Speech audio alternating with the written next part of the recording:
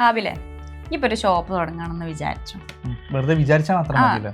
Okay, അപ്പോൾ shop തുടങ്ങുകയാണെന്നുണ്ടെങ്കിൽ ഇപ്പൊ products ഉണ്ടാവല്ലോ, വിൽക്കണല്ലോ. പ്രൊഡക്റ്റിന്റെ ഷോപ്പ് തുടങ്ങുകയാണെങ്കിൽ പ്രൊഡക്റ്റ്. അപ്പം എത്ര പ്രൊഡക്റ്റ് വിൽക്കാനാണ് ഉദ്ദേശിക്കണേ? ഒരു 100 പ്രൊഡക്റ്റോ അല്ലെങ്കിൽ ഒരു 200 പ്രൊഡക്റ്റ് ആണോ? അങ്ങനെ എന്തെങ്കിലും ഒറ്റ പ്രൊഡക്റ്റ്, ഒരു പ്രൊഡക്റ്റ്. ഞാൻ ഇപ്പോൾ ഒരു ഷോപ്പ് തുടങ്ങുകയാണെങ്കിൽ ഞാൻ അതിൽ ഒരു പ്രൊഡക്റ്റേ വെക്കുള്ളൂ. ആ ഒരു പ്രൊഡക്റ്റ് മേലെ ചിലപ്പോൾ ഞാൻ പല വേരിയൻസും കൊണ്ടുവരും. നിങ്ങൾക്ക് മനസ്സിലായില്ലല്ലോ? അതായത് ഇപ്പം ആരാ പറയാ, KFC എന്താ സെല് ചെയ്യണേ?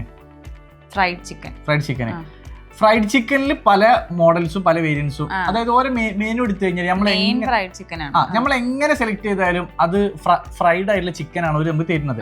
അതിന് പല പേരുകൾ ഉണ്ടാവും. അതായത് ഇപ്പം പോപ്കോണ്, ലോലിപോപ്പ് എന്നൊക്കെ പറയാം, പല പല പേരുകളാണ്. പക്ഷെ ഇതൊക്കെ എന്താ പറയാ, എൻഡ് ഓഫ് ദ വേർഡ് എന്ന് പറയുന്നത് ഫ്രൈഡ് ചിക്കൻ ആണ് അല്ലേ? അതേപോലെ ഇതിന്റെ ഒരു സ്ട്രാറ്റജിയാണ് KFC ഒക്കെ ചെയ്യണേ. KFC മാത്രമൊന്നല്ല, മൗസി അവിൽ മിൽക്ക് അല്ലേ? ലൈക്ക് എങ്ങനെ എടുക്കുകയാണെന്നുണ്ടെങ്കിലും അതൊരു അവിൽ മിൽക്ക് ആണ്.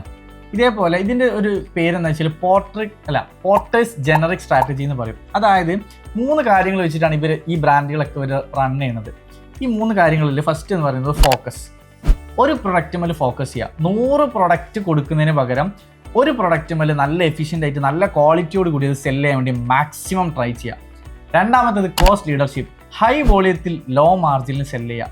മൂന്നാമത്തേത് ഡിഫറൻസിയേഷൻ, അതായത് ഇപ്പം ഞാനൊരു ബ്രാൻഡ് സ്റ്റാർട്ട് ചെയ്ത്, ഹിബ എൻ്റെ കോമ്പറ്റീറ്ററാണ്, പക്ഷേ ഹിബ കൊടുക്കുന്നത് പോലത്തെ പ്രൈസ് കാര്യങ്ങളൊന്നും ഞാൻ കൊടുക്കാതെ ഞാൻ എൻ്റെതായ ഒരു രീതിയിൽ ഒരു പ്രൈസ് കാര്യങ്ങൾ കൊടുത്തിട്ട് ഹിബൻ്റെ ആ ഒരു ബ്രാൻഡിൽ നിന്ന് എൻ്റെ ബ്രാൻഡിനെ വേറിട്ട് ഞാൻ നിർത്തിവെക്കുക.